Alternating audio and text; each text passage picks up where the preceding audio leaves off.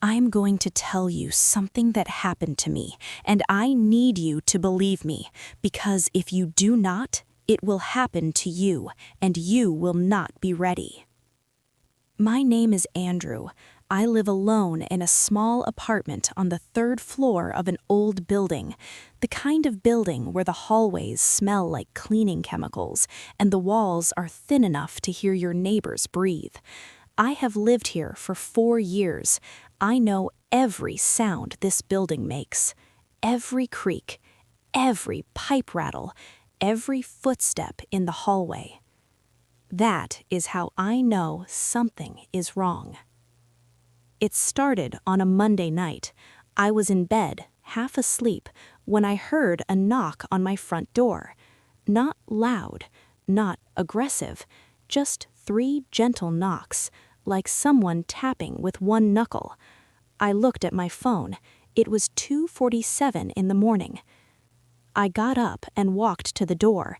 I pressed my eye to the peephole. The hallway was lit by a single fluorescent light that always flickered. Through the peephole, I could see the hallway was empty. No one was there.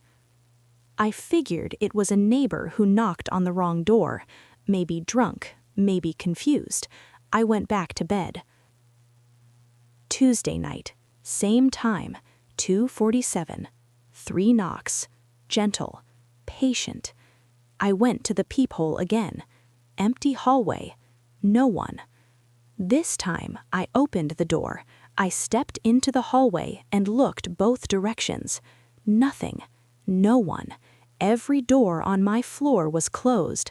The stairwell at the end of the hall was dark and silent. I went back inside, locked the door, and told myself it was the pipes.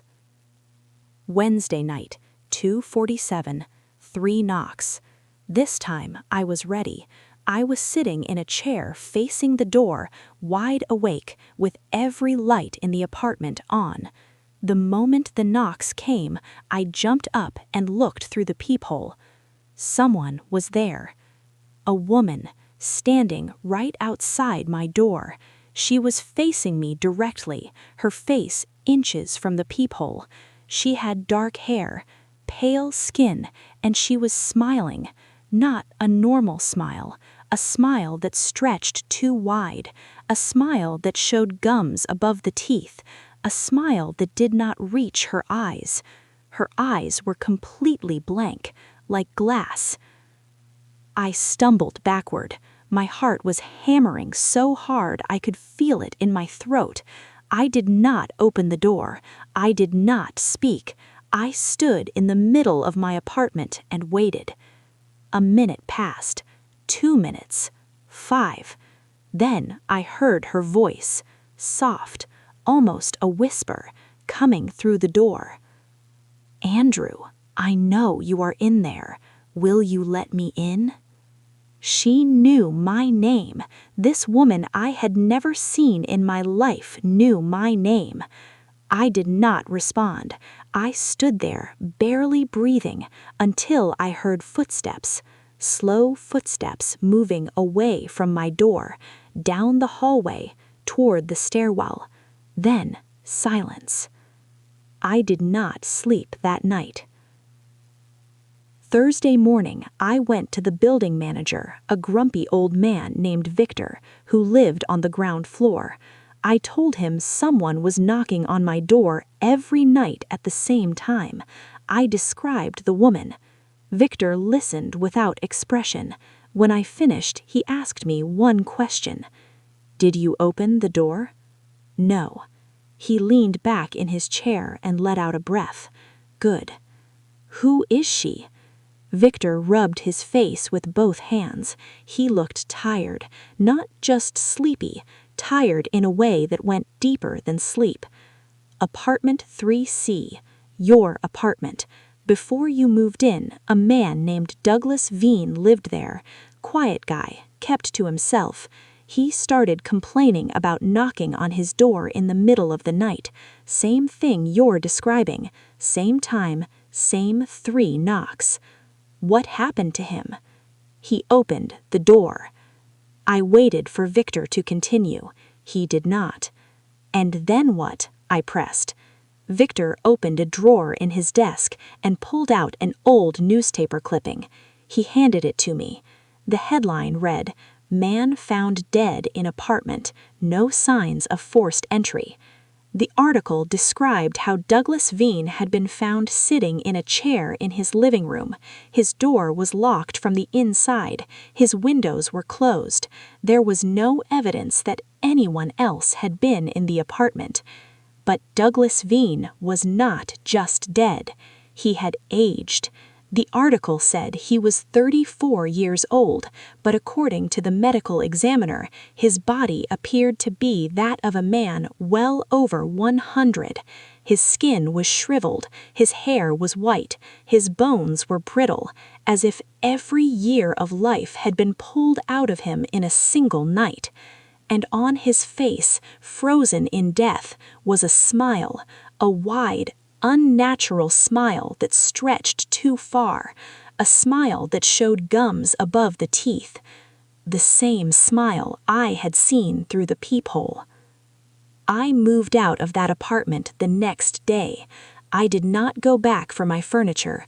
I did not go back for anything. I found a new apartment across town. Different building, different neighborhood, different life. For 3 months, I was fine. Then, last Monday, at 2:47 in the morning, I heard 3 gentle knocks on my front door. I have not looked through the peephole. I will not look through the peephole. I will never open that door after midnight. But every night, the knocking comes, and every night her voice comes with it, soft, patient, whispering through the door. "Andrew, I found you. Will you let me in?" And last night, for the first time, I heard something new, something that made me realize that the door might not matter anymore. The whisper did not come from the hallway. It came from inside my closet. This story was told to me by a police officer named Henry Braddock. He served 26 years in a small town in rural Pennsylvania. He said this was the only case that ever made him consider quitting the force. He told me every detail, and I'm going to share it with you exactly as he told it to me.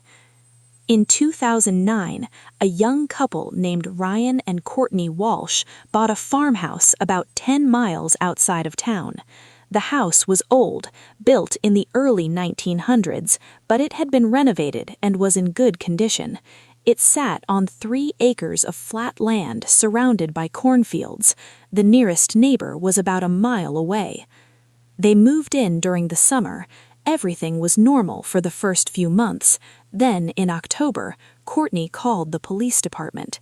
Henry took the call. "Someone is in our house," Courtney said. She was whispering. "We can hear them moving at night, inside the walls." Henry drove out to the farmhouse that afternoon. Ryan and Courtney looked exhausted, dark circles under their eyes, jumpy, nervous. "It started about 2 weeks ago," Ryan explained. "At first we thought it was mice, scratching sounds in the walls, but then the sounds got louder. It sounds like someone crawling. We can hear it move from room to room. And last night we heard breathing through the wall in our bedroom, slow, heavy breathing." Henry searched the house. He checked the attic, the basement, every closet, every crawl space he could find. Nothing. No signs of anyone. No signs of animals either. "Old houses make noises," Henry told them. "Could be the wood expanding and contracting. Could be raccoons in the attic." Ryan shook his head. "This is not raccoons. I know what I heard. Something is living in our walls." Henry left and filed a report. He didn't think much of it. Young couple in an old house hearing things. It happened more often than people would expect. A week later, Courtney called again. This time she was crying. "It spoke to us." Henry drove back out. Courtney was sitting at the kitchen table, holding a cup of coffee with both hands. She had not slept in days. Ryan was pacing back and forth. "Last night," Courtney said, 3 in the morning, we were lying in bed. The crawling sound started in the wall behind our headbed. It moved slowly from one end of the wall to the other. Then it stopped, right behind my side of the bed. And then a voice, a man's voice, muffled like it was coming through layers of wood and insulation. It said our names, Ryan, Courtney, one after the other, slowly. Henry searched the house again. This time he brought a colleague. They checked every inch. They even cut a small hole in the bedroom wall where Courtney said the voice had come from. Behind the drywall, they found wooden slats, insulation,